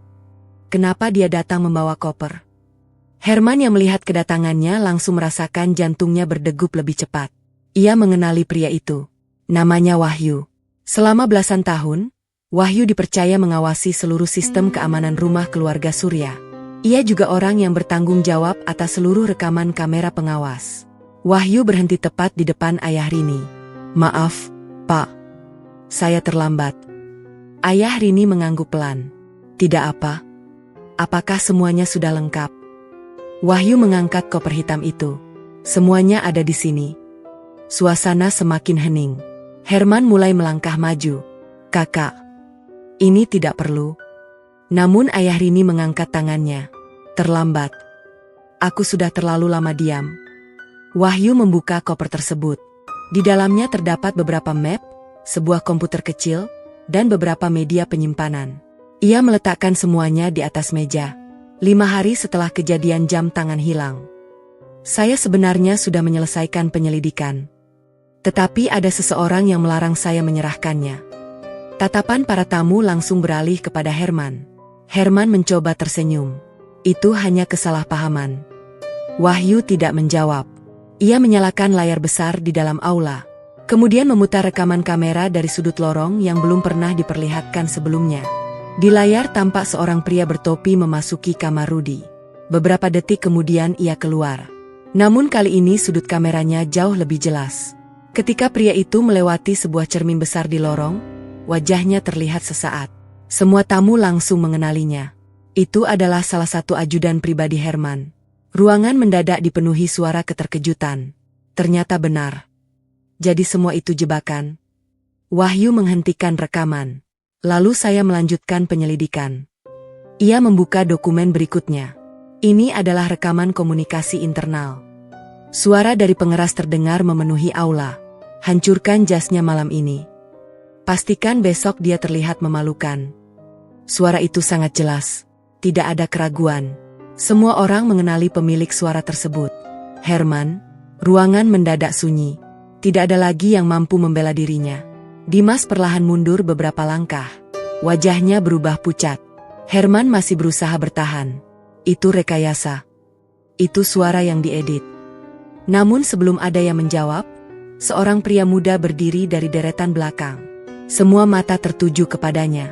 Ia adalah sopir yang selama ini bekerja untuk Herman. Pria itu berjalan perlahan ke depan. Saya ingin mengatakan yang sebenarnya. Herman langsung membentaknya. Diam. Namun sopir itu tetap melanjutkan. Saya yang mengantar ajudan Pak Herman malam itu. Saya juga mendengar sendiri perintah untuk merusak jas Pak Rudi. Beberapa tamu mulai menggelengkan kepala. Rasa hormat mereka kepada Herman runtuh seketika. Belum selesai sampai di situ, 2 orang pelayan perempuan ikut maju. Salah satunya menundukkan kepala sambil menangis. Maaf, Pak. Saya juga ikut bersalah. Saya diperintahkan mengganti daftar kamar keluarga Pak Rudi. Pelayan yang lain melanjutkan. Saya diminta membatalkan catering untuk tamu dari desa. Kami takut kehilangan pekerjaan. Karena itu kami menurut. Suasana aula berubah menjadi sangat emosional. Semakin banyak orang yang selama ini memilih diam mulai memberanikan diri berbicara. Mereka tidak lagi sanggup menyimpan kebenaran. Ayah Rini memandang adiknya dengan mata penuh kekecewaan. Herman, aku memberimu kepercayaan. Aku menganggapmu saudara. Tetapi yang kau pikirkan hanya harta. Herman masih mencoba membela diri. Aku melakukan ini demi keluarga. Ayah Rini menggeleng perlahan. Tidak. Kau melakukannya demi dirimu sendiri. Kalimat itu terdengar begitu tegas. Untuk pertama kalinya dalam hidupnya, Herman tidak mampu membalas. Di tengah suasana yang penuh ketegangan, Rudi justru melangkah mendekati Herman. Semua orang mengira ia akan melampiaskan kemarahannya. Namun yang dilakukan Rudi justru membuat seluruh tamu terdiam. Ia membungkukkan badan dengan sopan. Pak Herman. Herman menatapnya dengan bingung. Saya tidak pernah datang ke rumah ini untuk mengambil apapun. Saya hanya ingin merawat Rini. Tidak lebih. Suara Rudi tetap tenang. Saya juga tidak menyimpan kebencian kepada Bapak. Kalimat itu membuat beberapa tamu mengusap mata mereka. Setelah semua penghinaan yang diterimanya, Rudi masih memilih berbicara dengan penuh hormat. Ayah Rudi yang sejak tadi duduk di sudut aula perlahan menitikkan air mata. Ia teringat pesan yang selalu ia tanamkan kepada putranya sejak kecil. Jangan membalas keburukan dengan keburukan. Hari ini, Rudi benar-benar memegang pesan itu. Ayah Rini kemudian berdiri di samping Rudi. Ia menggenggam bahu menantunya itu. Hari ini, di depan semua orang, aku ingin mengatakan sesuatu.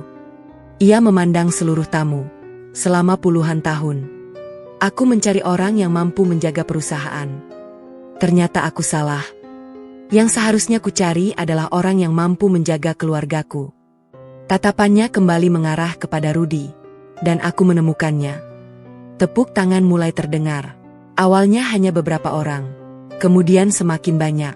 Tak lama kemudian seluruh aula dipenuhi tepuk tangan yang panjang. Bukan untuk kekayaan, bukan untuk kemewahan pesta, melainkan untuk ketulusan seorang anak petani. Para tamu yang sejak awal mencibir kini bergantian menghampiri Rudi. Seorang pengusaha yang tadi menyindirnya menundukkan kepala. Maafkan saya menilai Anda dari pakaian. Rudi menjabat tangannya sambil tersenyum. Tidak apa. Wanita sosialita yang sempat menghina Ibu Rudi juga mendekat. Matanya berkaca-kaca. Ia meminta maaf kepada kedua orang tua Rudi. Ibu Rudi hanya membalas dengan senyum lembut. Baginya, tidak ada gunanya menyimpan dendam. Ketika suasana mulai tenang, Rini yang sejak tadi duduk di kursi roda memandang ke arah Rudi. Hatinya dipenuhi rasa haru. Ia ingin melakukan sesuatu. Sesuatu yang selama ini dianggap mustahil. Perlahan ia meletakkan kedua telapak tangannya di sandaran kursi. Dokter yang berada di dekatnya mulai memperhatikan. Rudi ikut menoleh. Rini menarik napas panjang. Aku ingin mencoba. Apa? Berdiri. Seluruh aula kembali sunyi. Semua mata tertuju kepada Rini. Dokter tampak ragu. Jangan dipaksakan. Namun Rini menggeleng pelan. Ia menatap Rudi. Selama ini, kamu selalu percaya aku bisa.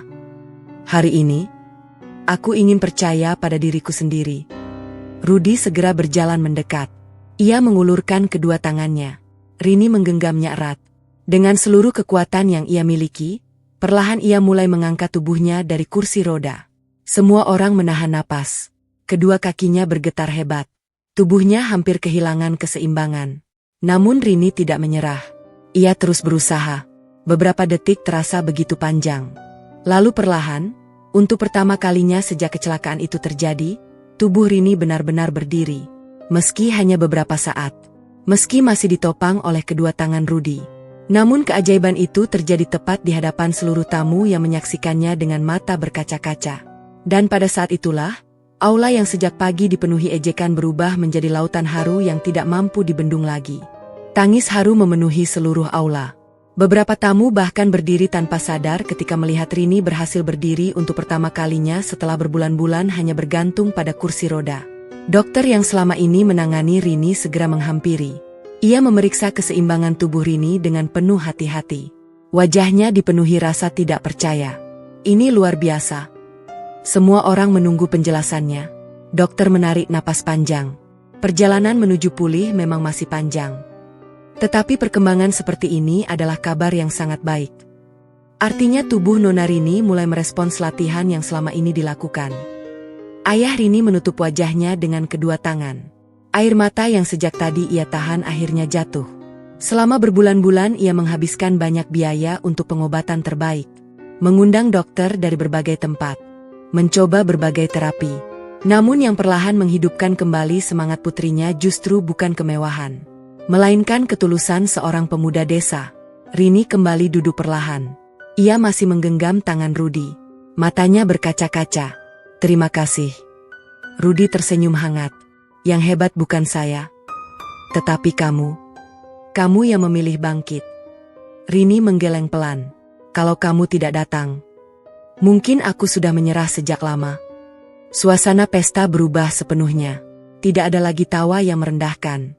Tidak ada lagi bisikan penuh hinaan. Yang terdengar hanyalah ucapan selamat dan permintaan maaf. Satu persatu tamu yang sebelumnya memandang rendah Rudy mulai mendatanginya.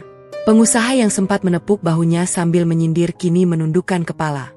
Saya minta maaf. Saya terlalu cepat menilai. Rudy menjabat tangannya dengan ramah. Semoga kita sama-sama belajar. Seorang wanita sosialita menghampiri Ibu Rudy. Matanya memerah. Tadi saya mengucapkan hal yang tidak pantas. Maafkan saya. Ibu Rudy tersenyum lembut. Tidak apa. Semoga kita semua diberi hati yang lebih baik. Wanita itu tidak mampu menahan air matanya. Ia tidak menyangka perempuan sederhana yang tadi ia hina justru membalas dengan kelembutan. Di sisi lain aula, Herman masih berdiri mematung. Wajahnya pucat.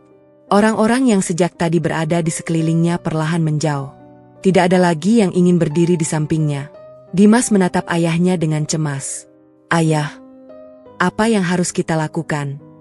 Herman tidak mampu menjawab. Selama bertahun-tahun ia mengira uang dapat membeli segalanya. Mengendalikan segalanya. Mengatur siapa yang dihormati dan siapa yang direndahkan. Hari itu ia menyaksikan sendiri. Ada sesuatu yang jauh lebih kuat daripada kekayaan.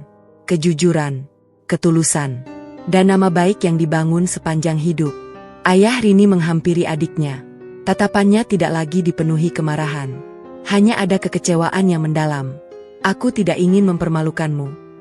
Tetapi setiap pilihan memiliki akibat. Herman menundukkan kepala. Untuk pertama kalinya dalam hidupnya, ia tidak memiliki satupun alasan untuk membela diri. Aku salah.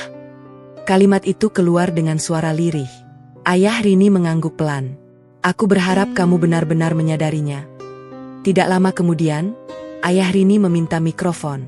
Seluruh tamu kembali memperhatikan. Hari ini, aku ingin mengucapkan terima kasih kepada semua yang hadir.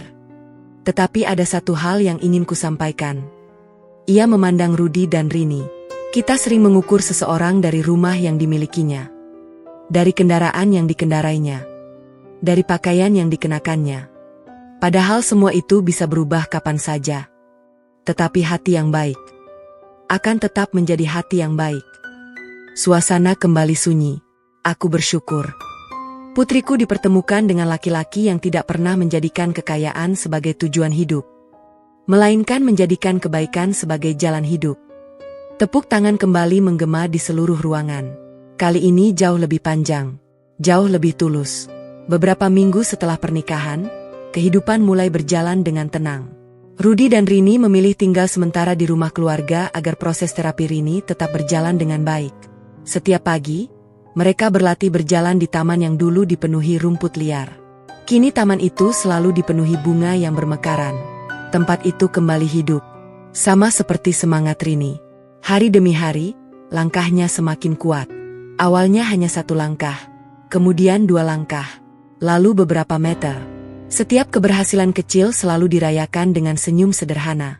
Tidak ada pesta, tidak ada kemewahan, hanya rasa syukur.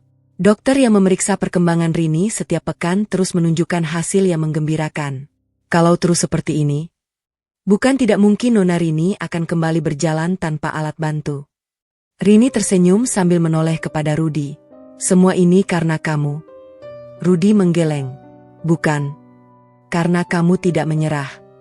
Sementara itu, ayah Rudi dan ibunya kembali ke desa. Namun kehidupan mereka tidak banyak berubah. Mereka tetap menggarap sawah. Tetap hidup sederhana. Suatu pagi, beberapa warga desa berkumpul di rumah mereka. Semua ingin mengucapkan selamat. Seorang tetangga tersenyum. Kami bangga punya tetangga seperti Rudi. Ayah Rudi hanya tersenyum. Yang membuat kami bangga bukan karena dia menikah dengan keluarga kaya, tetapi karena dia tidak berubah. Kalimat itu membuat seluruh warga mengangguk. Memang benar. Meski kini menjadi bagian dari keluarga konglomerat, Rudi masih sering pulang ke desa. Ia tetap membantu memeriksa kesehatan warga, tetap mengunjungi para lansia, tetap membawa tas lusuh yang dulu menemaninya dari rumah ke rumah. Baginya, kehidupan tidak berubah. Yang berubah hanyalah tanggung jawabnya yang semakin besar. Suatu sore, Rudi dan Rini berdiri di tengah taman. Rini sudah mampu melangkah beberapa langkah tanpa bantuan. Meski masih perlahan, ia memandang langit yang mulai berubah jingga. Aku baru sadar. Sebelum mengenalmu, aku selalu mengejar kesempurnaan. Padahal yang kubutuhkan hanya seseorang yang mau tetap tinggal saat semua orang pergi. Rudi menggenggam tangan istrinya. Kita sama-sama belajar. Tidak ada hidup yang selalu mudah. Tetapi selama kita berjalan bersama, setiap langkah akan terasa lebih ringan. Rini tersenyum. Air matanya kembali mengalir. Namun kali ini bukan karena putus asa, melainkan karena bahagia. Di kejauhan, ayah Rini memperhatikan mereka dari teras rumah. Wajahnya dipenuhi ketenangan. Keputusan terbesar dalam hidupnya ternyata adalah keputusan yang paling benar. Ia tidak mewariskan kebahagiaan putrinya kepada orang yang paling kaya. Ia mempercayakannya kepada orang yang memiliki hati paling tulus. Matahari perlahan tenggelam di balik pepohonan. Cahayanya menyinari 2 insan yang berdiri berdampingan. Bukan karena status, bukan karena harta, melainkan karena cinta yang tumbuh dari ketulusan.